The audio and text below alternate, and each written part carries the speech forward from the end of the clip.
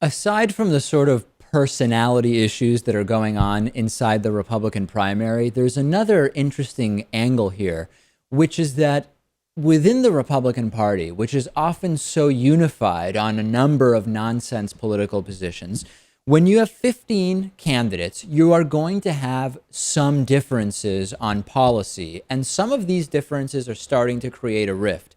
Fascinating exchange in the Tuesday night Fox Business debate, where Rand Paul and Marco Rubio really got into it on foreign policy. It was a very, very interesting discussion. We now have the new Speaker of the House, a Republican, Paul Ryan, who said he wants to totally restructure so-called entitlements, which is code, of course, for cut them. On the other hand, we have Donald Trump, who is one of the leading candidates, and he is against a lot of those proposals to restructure, aka cut social welfare programs, including, for example, the idea of ending Medicare, which is a lunatic idea from hypnotherapist Ben Carson. He thinks we can just end Medicare. It's never going to happen, but nevertheless, it is a difference. Donald Trump recognizes it's crazy. Ben Carson thinks that it's a good idea. Some of the more populist, and that's kind of a weird term to use about Republicans, but maybe some of the more empathetic Republican candidates are against changes to Social Security, for example, which might hurt seniors. Mike Huckabee, Donald Trump, for example, don't want to make the changes that Ben Carson wants to make.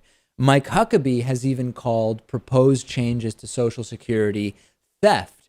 Jeb Bush, on the other hand, he wants to make huge changes. He's talked about raising the retirement age, just as one example. Chris Christie has a plan which would cut benefits. Marco Rubio has hinted at means testing Social Security benefits. And then you have Ted Cruz, who has said he doesn't want to do anything that would upset his mom, a grandmother who's often in the audience for these debates. What do the Republican voters think? Well, polling of Republicans conducted in the last several years by the Pew Research Center shows that party supporters, Republican supporters without college degrees, are more supportive of maintaining Social Security and Medicare benefits, while the college graduates are more supportive of cutbacks, which makes sense. If you have a college degree, you're more likely to earn more money and thus be more in favor of some of these supposedly fiscally conservative moves suggested by some of the Republican candidates. This is good news for Democrats. In fact, I would say that the more unrealistic the options proposed by Republican candidates, the better it is for Democrats, because the big picture is that when you get down to it, many of these proposals are essentially non-starters, and they will simply serve to divide the Republican Party.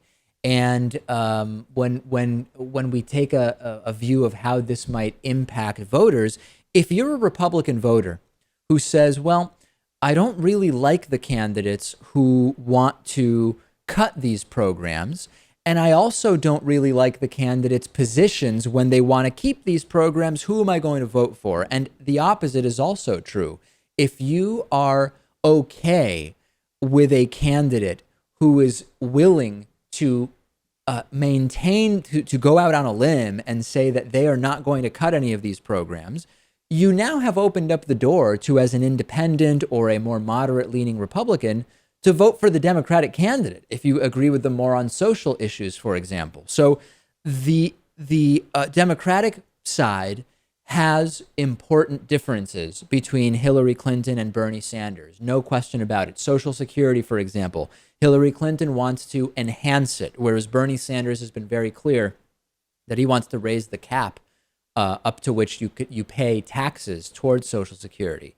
That is a difference. But they are far more united than the Republican Party, and I think that this division that exists on a number of these issues on the Republican side is a good thing for the Democratic Party. No question about it.